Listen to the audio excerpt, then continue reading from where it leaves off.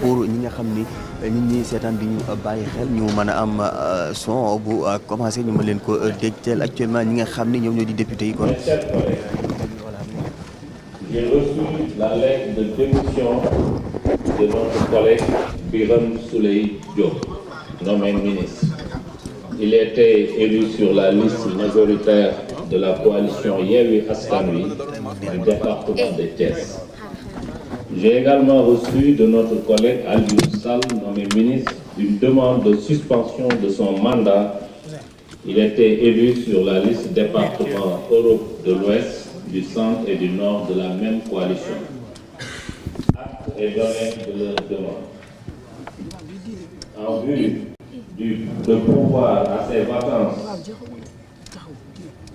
et en application des dispositions de l'article L154 du Code électoral, respectivement M. Amadou Ba et M. Samba Diop, candidats non élus sur les mêmes listes, à venir occuper leur place dans l'hémicycle. Monsieur le député,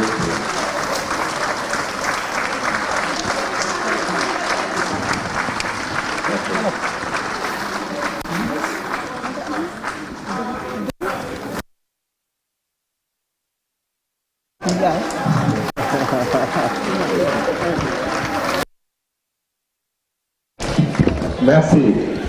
Par ma voix,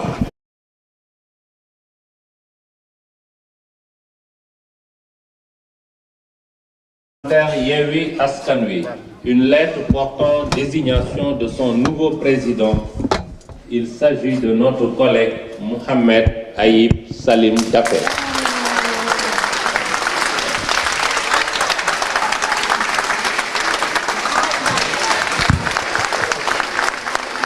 Merci, chers collègues.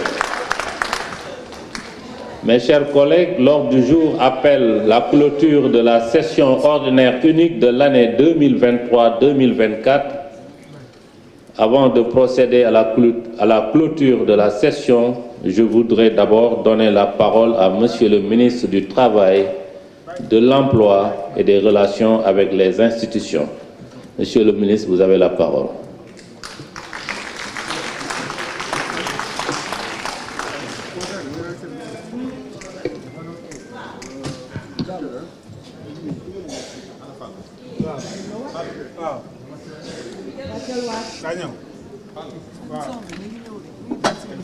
Monsieur le Président de l'Assemblée nationale, honorables députés,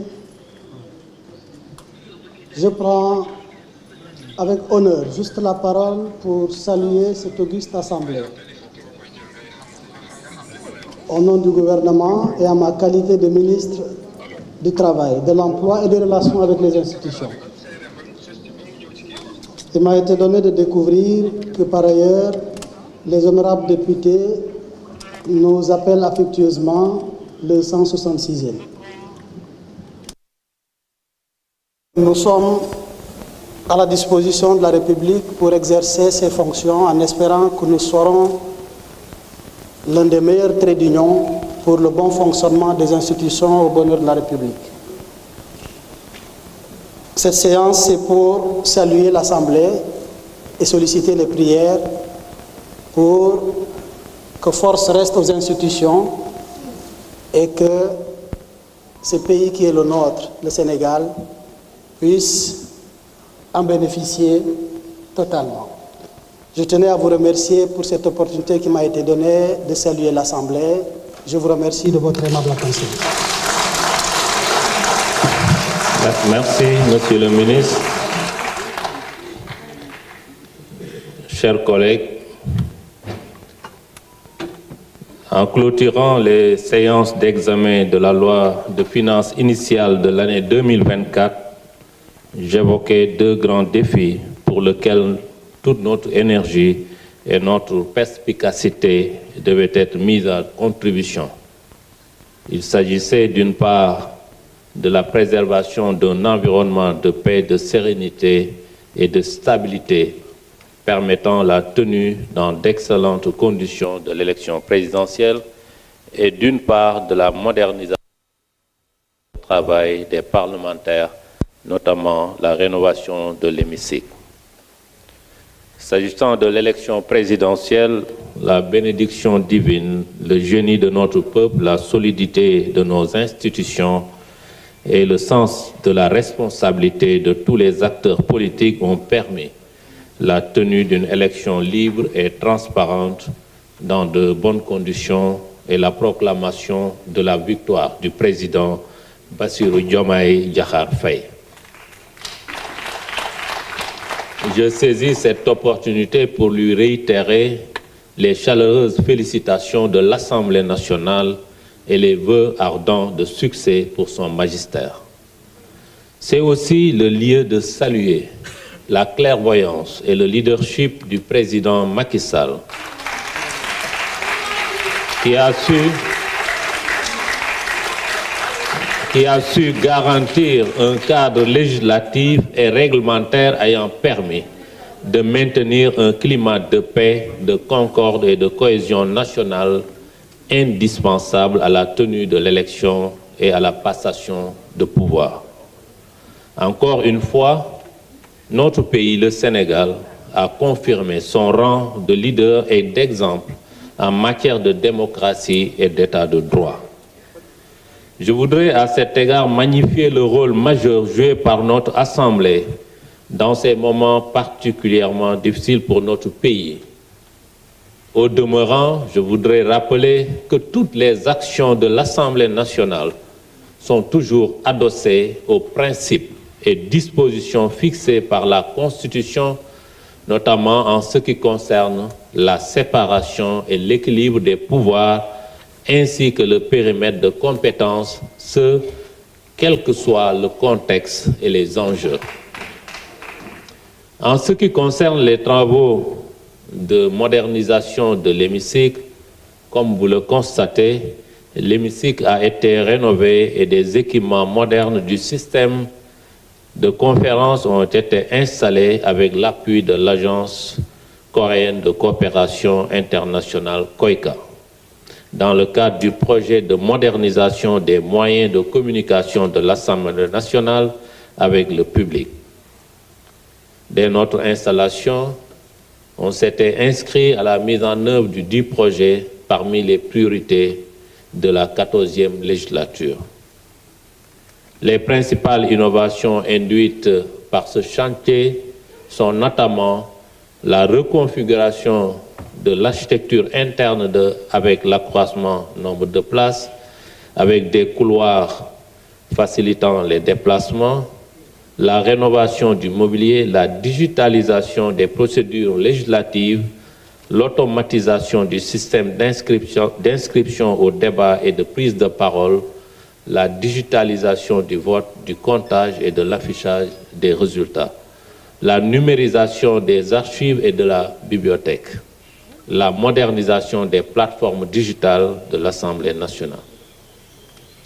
Je voudrais exprimer ma profonde gratitude à la COICA et féliciter les entreprises coréennes et sénégalaises qui ont réalisé ces travaux avec des contraintes particulières du fait du retard accusé au démarrage en raison des activités parlementaires tenues dans l'hémicycle au cours du premier trimestre de l'année. Je félicite également les équipes de pilotage et de supervision technique de l'Assemblée nationale et du projet Manager coréen, qui n'ont ménagé aucun effort pour l'atteinte des objectifs. Monsieur le ministre, chers collègues, cette deuxième session unique de la 14e législature a été particulièrement riche en substance du fait, notamment des matières et textes examinés et dont les incidences sur la marche de notre pays ont été si importantes.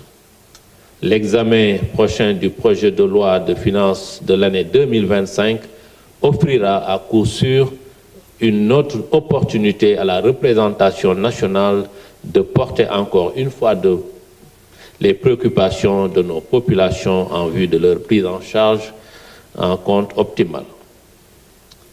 Chers collègues, le rayonnement de notre Assemblée au plan international et le prestige capitalisé ont été confortés.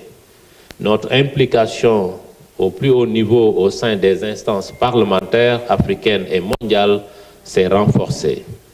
Les visites du président de la Chambre des représentants du Royaume du Maroc et du président de l'Assemblée nationale du Cabo-Verde ont été des moments privilégiés pour mettre en exergue la diplomatie parlementaire et renforcer la coopération avec les pays frères du Sénégal.